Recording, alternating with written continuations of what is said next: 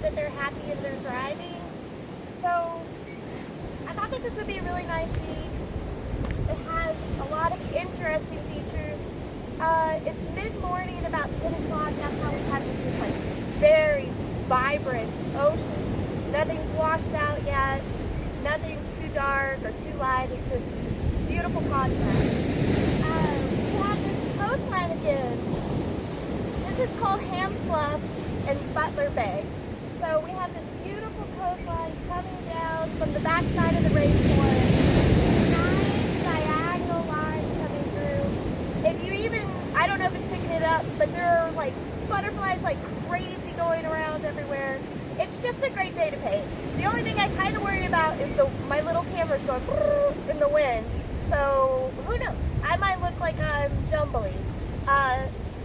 Maybe I kind of am. I am an artist. The rocks, which I hope it's picking it up well on the camera, have so much jagged and beautiful texture.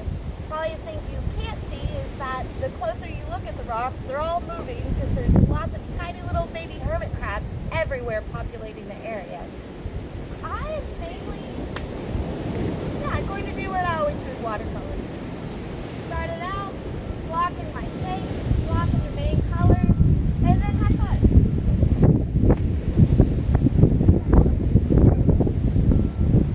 So again, my very simple kit, not much to it.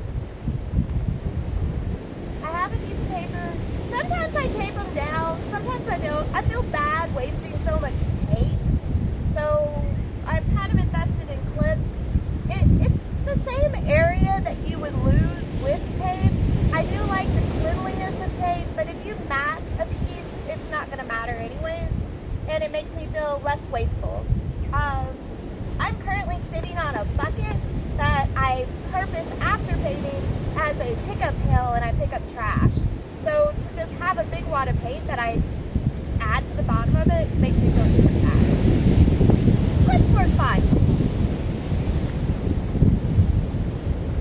My palette again, some expensive paints, some Venetian watercolors which use honey as a binder, and they stay sticky forever, and the ants are crazy attracted to them, but they are very highly pigmented. Cheapies. I don't know, I like them, can't help it. And then, especially for mid-morning light, I really like these iridescent watercolors. The iridescent watercolors are so nice when you have this level of color saturation. It really pops it up. Even most likely with this level of light, this mid-morning light, I'll probably go back with some wash and really just pop those babies.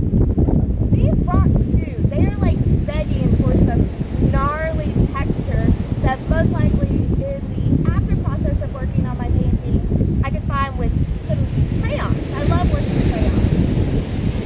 Alright, let's talky, more painting, because I don't know, the sky looks moody. The sky's been very moody lately, it's hurricane.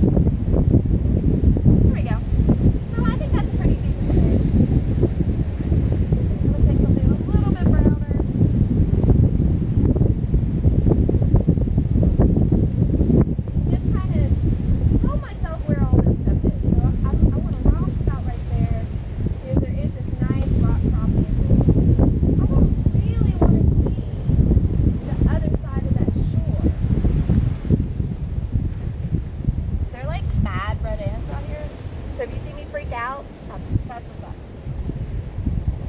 There's a tree that I think instead of having the shore showing, I'm going to have that tree showing. Kind of like, it's kind of getting my bearings about my shapes. I want these front blocks to really be the focus. Many ways to make things the focus. I for sure 100% am putting these butterflies in afterwards. I have, which that could be something you can either do with a gel pen or a little wash. They're just so pretty. Alright, now that I kind of have my shape in, I need to put stuff in so I know what's what and where's where. And this is kind of the point where you're just blocking in big color. The first color I'm going to block in is my sky.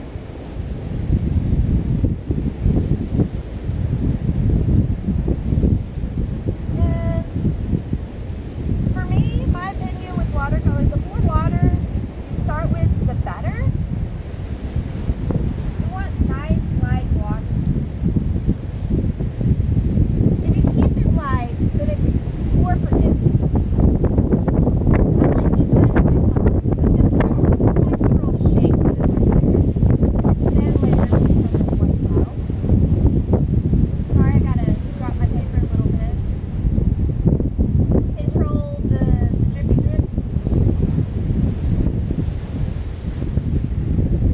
And again, this is just a cobalt. I didn't know y'all first time. This is just a cobalt blue. Just straight cobalt. It's nice. It's cool. It says, hey, I'm sky. Well, at least this one's sky.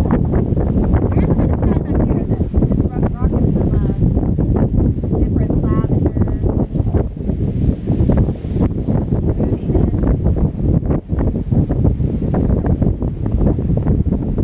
The other day, I went out and painted a sunset. Oh my gosh, was it a beautiful sunset. Direct sunset, beautiful golden amber hue on the water, purple pink, just cotton candy clouds. It started raining on me. At first it was like a couple drips. I was like, oh, this is kind of cool, interesting, unique. Nature's painting along with me. Next thing I know, like the whole painting gone. So it's more about the experience. That's kind of what got me into painting, was my just affection for observing the world. Light is so different from time to time, from place to place. The way it reflects off things, the way it refracts, the different tonal values that you get in your shadows. It's fascinating to me. I hope I will always be fascinated. And I really hope, more than anything else as a teacher, is that for a moment you notice those things too, and that it gives you a different view of the world and a new appreciation for, I guess, your vision.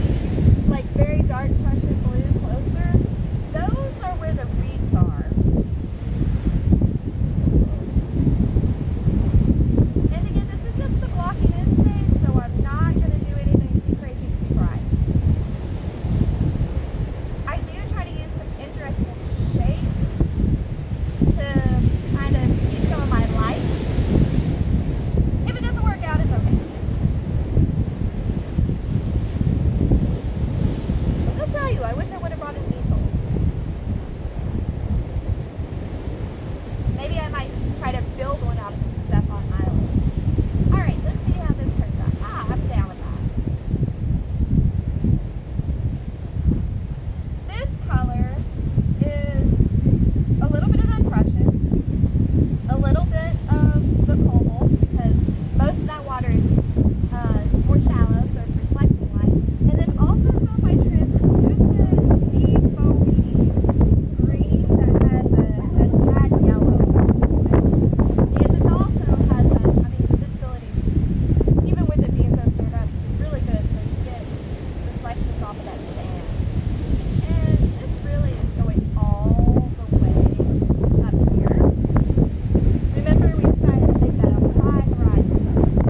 This is just water mixing that in, because right now it's not so much about the shape as it is, oh right, it's not so much about the color, it's about blocking in those big shapes for myself, so I kind of know, oh yeah, there's not a rock here, there's some water. I'm going to put a nice big rock there, nice big rock there. Ooh, that wind, it's hard to even hold my paper. I hope y'all can see this.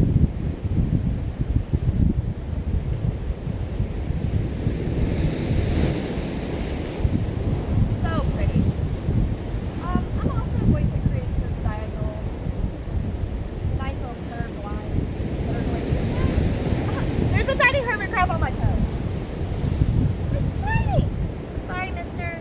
I'm busy. I love you. If I had Cheetos, I would share them. I guess, and when I painted the Guadalupe River, I always bring Cheetos for the ducks. The ducks love Cheetos. And I guess now that I'm painting here, I should probably bring something for the hermit crabs. If you didn't know, hermit crabs also love Cheetos. I'm new to YouTube, but I am not trying to get sponsored by Cheetos. Actually, I'm not a big... I'm such a liar. I love chips, but not really Cheetos. I would be lying if I said I didn't like them. Okay. So, again, I was going very much that way, and the water's not going that way. And if I keep doing that for too long, I'm going to screw this up. Don't just, even though we're thinking about the shapes, shapes have movement. Nothing in life is just one-dimensional. So this isn't just a big block. I need to make sure while I'm working that I'm going at the correct angle of the space. And just going this way. So, and really, art is so interesting. If you get the shape correct, or if you get the color correct, if you get something in there that just pulls you to that space, that's right. That's it. You did it. Good job. Go home. Okay, so some of these lines feel pretty thick to me. I'm just going to pull them out a little. I'm digging on this. What do y'all think? Yeah, I think that's a pretty good color. I think I could pop up other colors later, but right now, I'm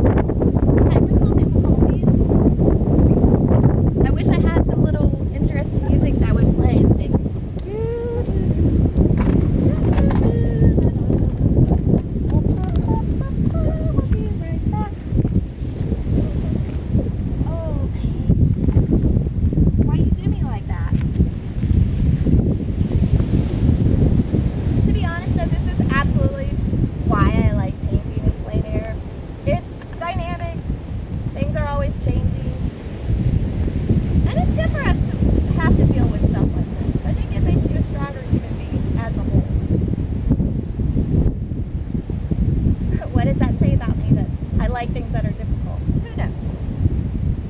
I don't think I'm the only one. Okay, so back to what I was talking about. The worst is I lost that base hue, that Payne's gray and ochre that I had built, and that I had then added all of this nice goldy color to it. I feel like you're too much in shading, you're not going to see this. Okay, so I have to recreate that base hue as well as I can. Let's see if it works out for me. Alright, so that base hue literally was just a bit of Payne's gray. My cheapie, I think that's why I like my cheapies, is for the washes and the undertones, because they're not as saturated because they're cheap. And so you can get more flat values that then you can work on top of with better paints, and also it's probably just more efficient as well. I don't think about the efficiency, but I probably just think about the efficiency. Okay, so I don't want this tone to be too much too fast, so let's see how this is. That feels too brown to me. What about you guys? I mean, this feels like it could be a shadow tone in these individual rocks, which, since I said that, I'm like, oh, wait a second, I think I'm going to add these to these rocks. Which the shadow tones I really want to use in these. Ah, that's better. Yes. Okay, so that I actually added a little bit of cool cobalt. My go-to bro for keeping it down low. Okay, and I will add a little bit of lavender. I don't know, I just love, I feel like sometimes it's a bad idea to add lavender, especially if you already have a good shadow, or if you have these blue tones, you know, it's probably going to be too much, and I can't help it. See, look, it doesn't look like it's too much, but I'm into it. And since I'm into it, it's happening. All of these rocks on this side are going to be this color. This is going to be another pool. This is rocks. I think I'm going to make that rock and that rock, and that will be another pad. I'm just going to make that a pool and that a pool. These pool spaces are nice, but I don't want to overdo it.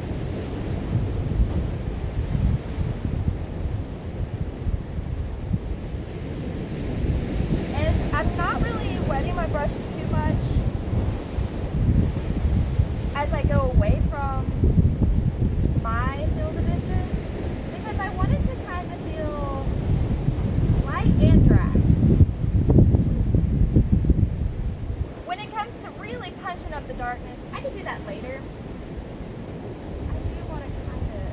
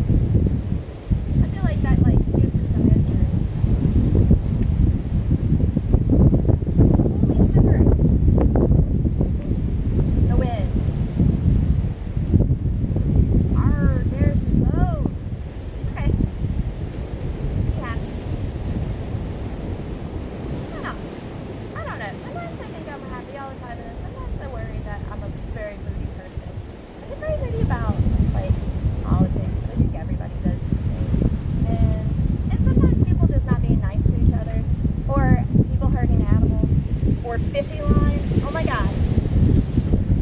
This is going to be my platform to talk bad about fishing line. I take a fishing line every single day if I'm on a waterway. It doesn't matter. Look at all these beautiful butterflies.